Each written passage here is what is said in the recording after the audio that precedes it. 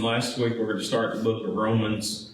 So if you want to be turning over there, if you're not already there, going to try to get through the first couple chapters of the book of Romans tonight. And the first question is, of course, kind of deals with the idea of not necessarily what we're going to study in these first two chapters, but really the idea and the concept of writing and the importance of it in the first century. So the question is, how do you stay in touch with friends or family members who live in another city? Facebook and text. Yeah, this is, of course, the electronic age, right? But it's not been too long ago. In fact, in my lifetime, I was just thinking about how much communication has changed. I can remember when I was a kid, we used to write letters to our cousins, and adults used to write letters to one another. We didn't have unlimited long distance, and so if you called somebody, you had to pay for it by the minute, and so you didn't talk on the phone a whole lot unless it was necessary. From there, of course, we kind of progressed into the more electronic age. I guess, kind of growing up, we did call some of our friends every once in a while. How many people remember the party line? How many people were on a party line? It should be about everybody here, right? You had like 10 people on the same phone line. Sometimes you picked up the phone to use it, and your neighbor was using it so you could hear the conversation. So you didn't use the phone a whole lot, usually unless it was an emergency or something. And I remember email. When email first started, that was a really big deal because it was instant communication. You could write somebody something and they could check their email and instantly read it and then reply right back. And of course, from there with cell phones today, we text, we call, and it's evolved to the point where not only does everybody have a phone, but you literally carry a phone with you everywhere you go. And so the way that we communicate today, this is one of the things I think that I often take for granted when I study the Bible, is not the way that they were able to communicate in the first century. And so if a person wanted to communicate with somebody else, how did they communicate in the first century? Yeah, you wrote a letter, didn't you?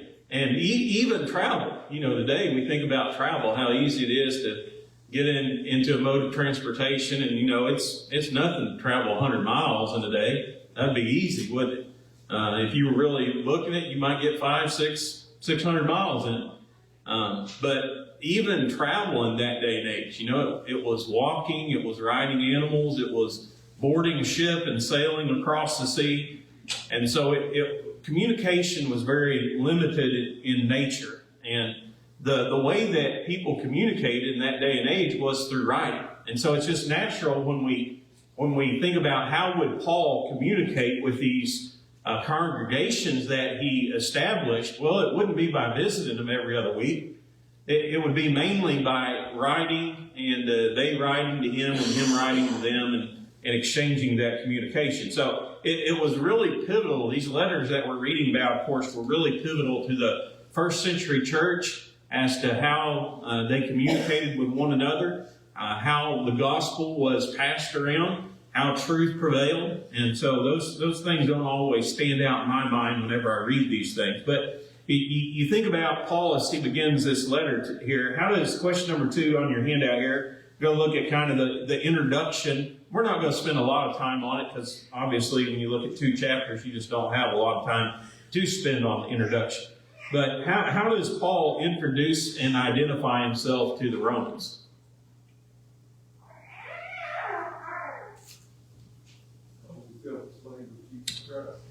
Yeah, he calls himself a slave. And I want you to stop and kind of think about what it meant to be a slave in that day and age. What was the lowest social standing that you could have in society?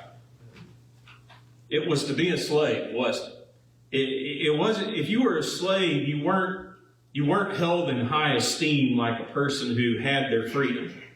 And so for Paul to identify himself, why do you think he did that to those who were in Rome?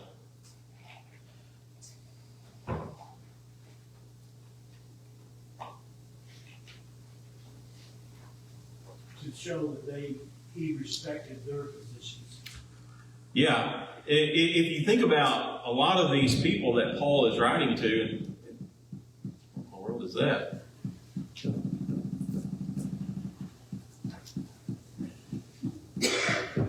That's weird. Hopefully it doesn't do that all night. But you think about a lot of these people that Paul's writing to, a lot of the people who would have obeyed the gospel would have been slaves. We know that there weren't, the Bible says, in fact, Paul himself would write in the book of 1 Corinthians, there's not a lot of high and noble men who obeyed the gospel. There were some, but the majority of them were just common people or even lowly people who accepted the truth and obeyed the gospel. So, for Paul to identify himself as a slave, which in that day and age would have been considered debasing, socially speaking, or even a repulsive position for somebody to identify themselves in, he's pointing out, it's an honor when you're talking about being a slave for Jesus Christ. That's a privilege and that's a blessing, and that's the highest honor that a person can have within the kingdom of God. Not only does he identify himself as a slave, how else does he identify himself? Yeah, an apostle. And we kind of talked about this when we studied the book of Galatians, but if you were to kind of assign a definition, the working definition to the word apostle, what would you say?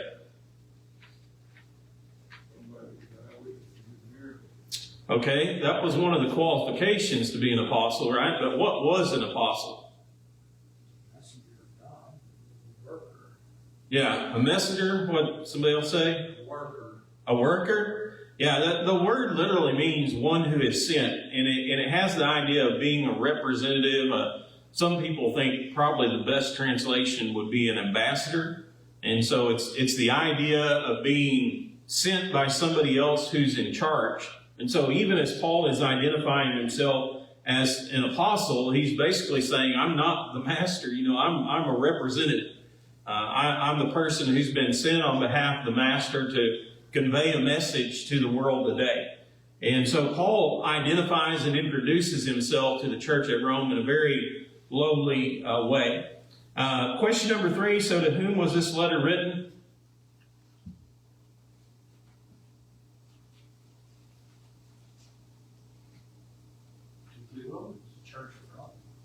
Yeah, in verse 7 he said to all who are in Rome, but he identifies that group, beloved of God and called to be saints. I don't know, there's a possibility that there was more than one church located within Rome. We do know this, there was at least one group that was meeting in the houses of other individuals, and so some people believe there may have been more than one group throughout the city of Rome itself. But to anybody who's a Christian in Rome, Paul is writing to them. Yes, sir, Danny? Wasn't there like millions of people in Rome at that particular time? Yeah, Rome's a huge city, and of course it's going to be the capital of the Roman Empire. But yeah, it had a lot of people, and as you would imagine in a large secular city, there's a lot of worldliness too that existed within it. And so the fact that there were Christians, within that stronghold of evil and wickedness had to be an encouraging thing in the first century church. So Paul's writing to all those Christians. How does he describe them as he writes in verse 7?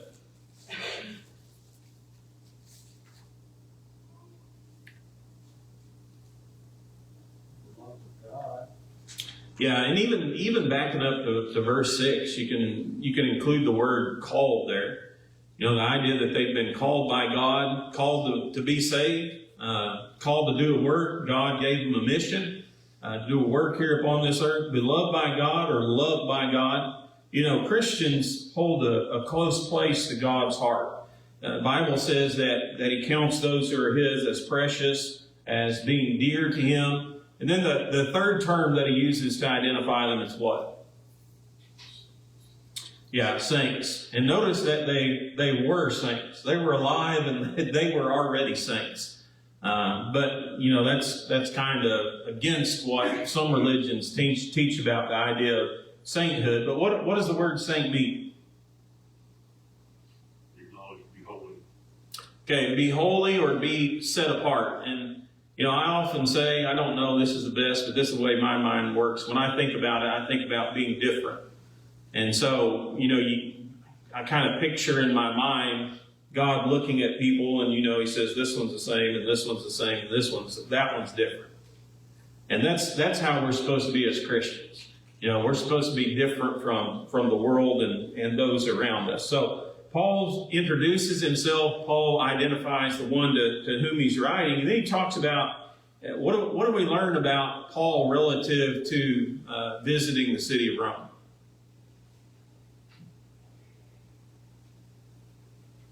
Tried to get there before. Had Paul ever been to Rome? No. So he's writing to a group of people that he's never even met before. So you can kind of understand the importance. Again, this is a letter of saying, "Hi, this is me. This is who I am, and I'm writing this letter to these people." But Paul often he does eventually get to go Rome, not to Rome, probably not on the terms that he would have liked, but it was always in his heart and his mind to visit the city of Rome. And he writes to the church here, and what did he say they were known for?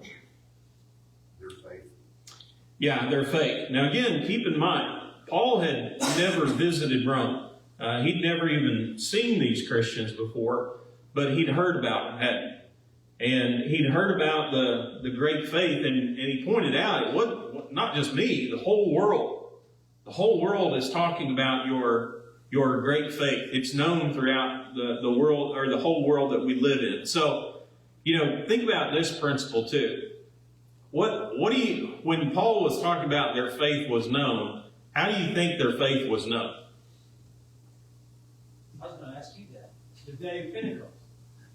Okay, the day of Pentecost. That could be part of it. We know there were certainly people from Rome there, don't we? They were found favorable in Rome at the time because they were allowed to be there.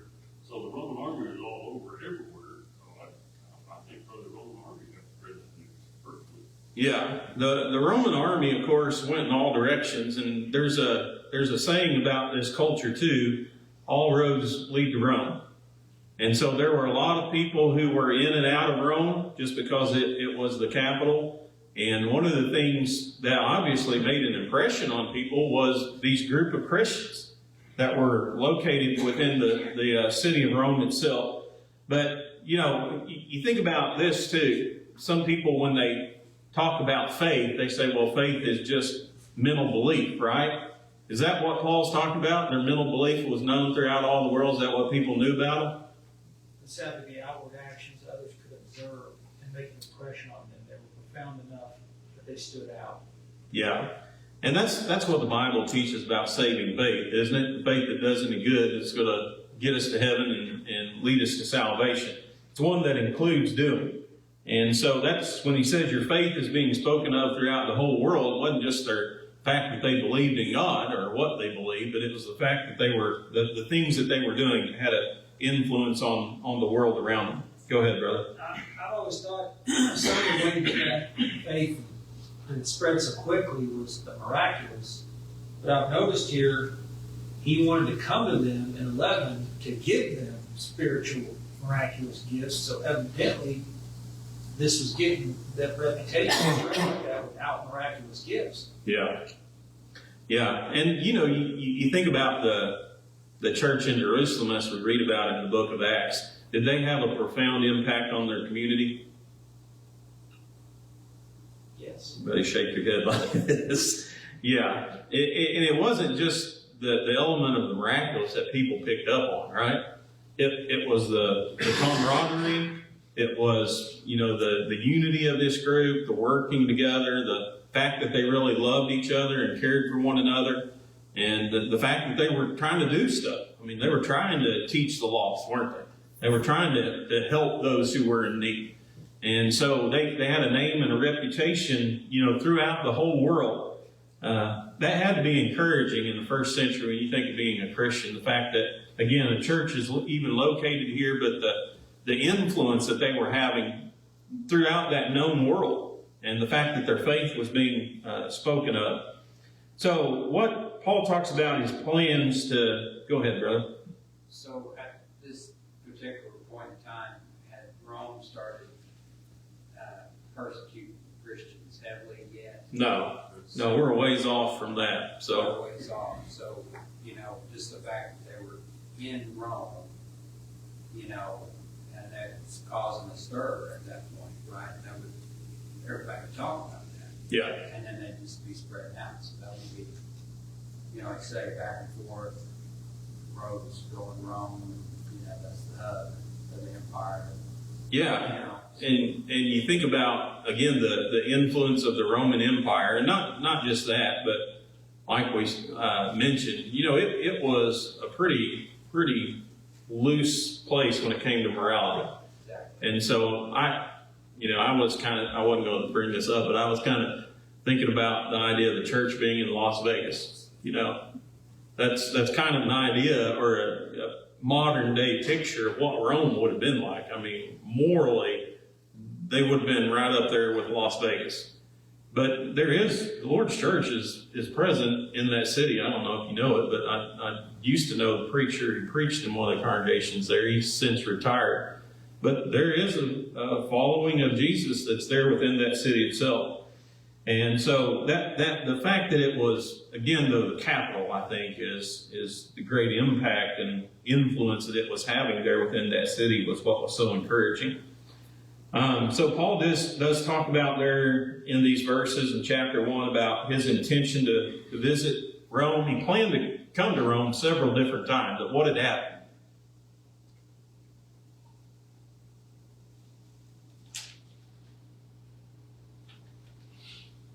Life, he was hindered. Yeah, he doesn't say, specifically exactly what had taken place, but he does make mention of the fact that he had intended to come with them, that he had been hindered in some way. You read about Paul, and as he travels throughout the world trying to spread the gospel and go to all these different places. One time we read in I think it's 1 Thessalonians 4 about Satan hindering. He had these intentions, but I think about Paul. He was hindered in different ways, wasn't he? He often made these plans or had these intentions. Sometimes Satan kept him from doing what he wanted to do. Sometimes the opportunities that he encountered were just so great that he couldn't leave them behind.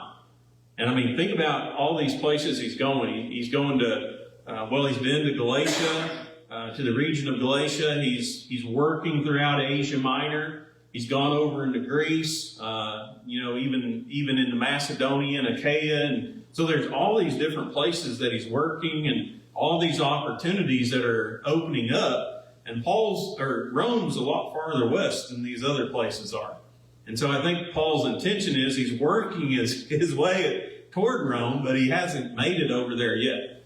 And so he doesn't really say why, but he just says, or what hindered him. He just said, I was hindered. I planned to come and to visit you, but I was hindered from doing so.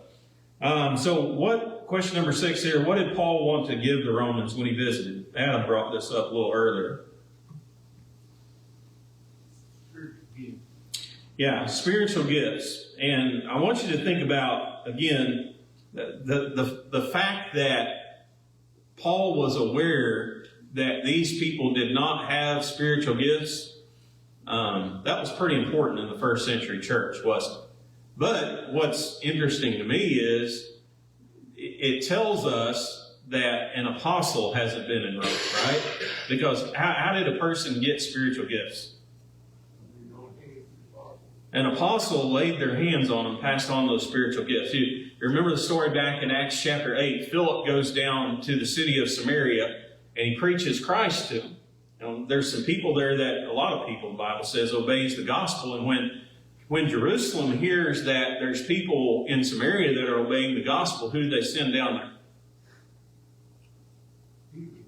Peter and John. And why'd they send Peter and John? They're Yeah, when they came down, they laid their hands on them, they imparted the spiritual gifts. And you have a story of Simon the sorcerer. But the reason that they sent Peter and John down there, the gospel was being preached, but it was to impart spiritual gifts. And so you had to have an apostle laying his hands on somebody in order to have these spiritual gifts. So evidently, an apostle had not been present in Rome because they were lacking in this particular area. Now, I do want to bring this up, though. Danny mentioned the day of Pentecost, and we know that there were people from Rome there, so it might very well be the case that there were a few people within the first century church there in Rome who had miraculous gifts, but not a lot. And so what you read about is, I would say the majority of the people in the first century church had miraculous gifts of some sort. But I think they were lacking in that area, and so Paul he makes mention there, he wanted to go and what was Paul's job? Spread the truth to the Gentiles.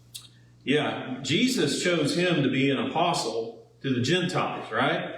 So that area, Gentiles were Paul's responsibility and Paul's obligation. And so I think he says in verse 15, he says, I'm debtor to you guys.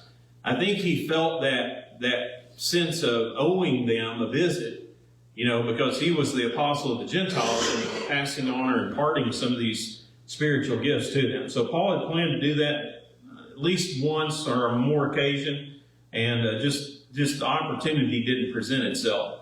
So he lets them know that he'd been intending to visit them, but plans had just not gone as he thought. And then he begins teaching about, and this is kind of the theme of the first part of the book of Romans, he begins in introducing the idea of righteousness. And of course, if you're going to teach about righteousness, there's something else that you have to teach about. Does anybody know what that would be that's related to righteousness? Well, in some sense, unrighteousness, right? Can you talk about righteousness without talking about unrighteousness? Can you talk about light without talking about darkness? And it's kind of hard to do, isn't it? And so as Paul begins this discussion through these next few chapters about righteousness, he begins by introducing the subject of unrighteousness. He's going to talk about how the Jew is unrighteous in the sight of God, and the Gentile is unrighteous in the sight of God. And then of course, he talks about the importance of the gospel. That's what makes a person right in the sight of God.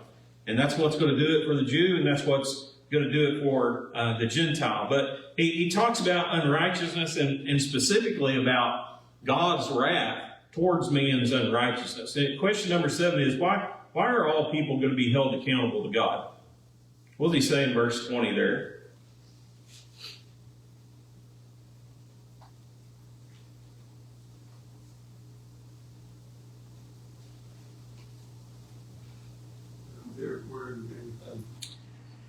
Yeah, when you think about the story of man, the story of man, when Adam and Eve started in the beginning, did they know God?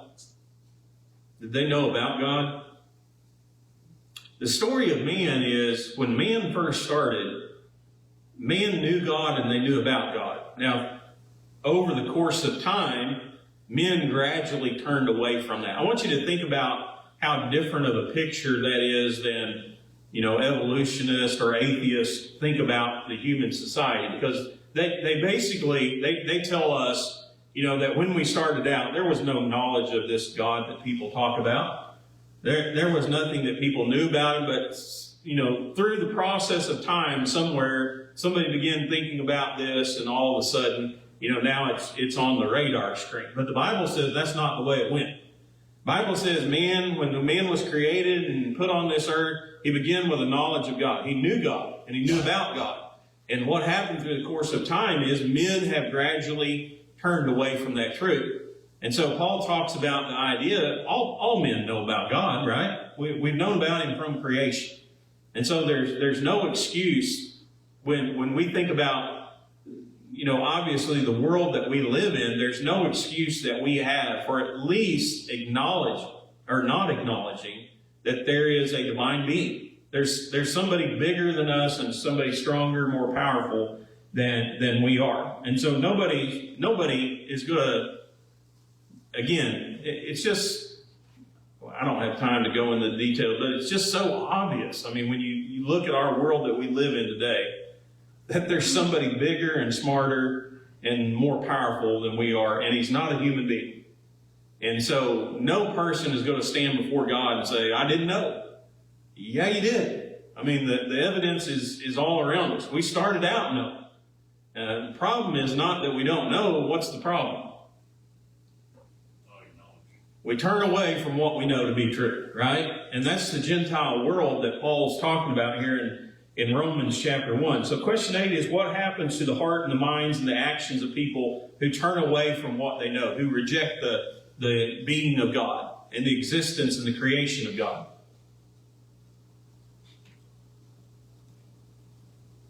God allows them to turn away from God and become reprobates. Yeah, as far as intelligent thinking, I mean, when you turn away from what you know to be true, how intelligent are you going to be in your thinking? Look at our world today. I mean, it never ceases to amaze me just the ignorance that abounds in our world today. And I always say this, and I'm not trying to be, I'm not trying to put people down or anything, but when you ask the question today, what made this world in which we live? And somebody says a giant explosion from nothing. It's not just the fact that that's the dumbest thing I've ever heard. It's the best answer we've come up with. And so your intelligence when it comes to thinking and your intelligence when it comes to doing stuff is just going to be diminished, exceedingly diminished when we turn away from what we know to be true. Man's ignorance is put on display. Paul talks about it there. Indulgence is going to run rampant. Look at our world today. And then you have not only that, but then you have people set in their ways who, regardless of what happens, they're never going to change. And that was a picture of the Gentile world that Paul's talking about there. We didn't do very much justice to this study, did we? Let's just save the chapter 2, because I really want to spend a little bit of time talking about chapter 2. Maybe, Lord willing, next week we'll pick up there and talk a little bit more about it. Anybody got any thoughts or comments, questions before we end? Well, on your number 9, when it talks about how common it is today, it's running rampant. Yeah, but it's the result of turning away from what you know to be true. And again, the Gentile world, Paul, in the days of Paul, that's what Rome looked like, wasn't it? I mean, you look across the Roman civilization, and that's all those things are evidence of turning away from the truth. Well, how do you decide that? You going to tell me, or am I going to tell you? Just their sexual immoralities alone went just farther and farther and farther down a very dark place. Yeah. That's where we're getting in our society today. Look at some of the laws they're trying to change in California with ages. Yeah. And it's just... And there's not going to be an end to it, is it? I mean, it's just going to get more and more debased, and, it's just the natural product of, again, rejecting what you know to be the truth. And when we reject what we know to be the truth, it sends us down a dark path. And that was the Gentile world, but in Paul's day, but we can look at our world today and we can see the same things, can't we? And you can see the progression of it too. I mean, the farther away from the truth people in a society get, the more you're going to see ignorance, the more you're going to see, these debased, immoral behavior. And that's just the product of rejecting God. Go ahead. Adam, you got a comment? Or? No. Okay, we'll save it for next week. I think on verse 22, though, it's really powerful where it says, professing themselves to be wise, they become fools. Yeah. And all you have to do is turn the TV on or say anything politically related, or you just name it, and You know, they have to have an expert, they have to have somebody that knows supposedly everything. So, except for that. Hopefully we'll get that figured out.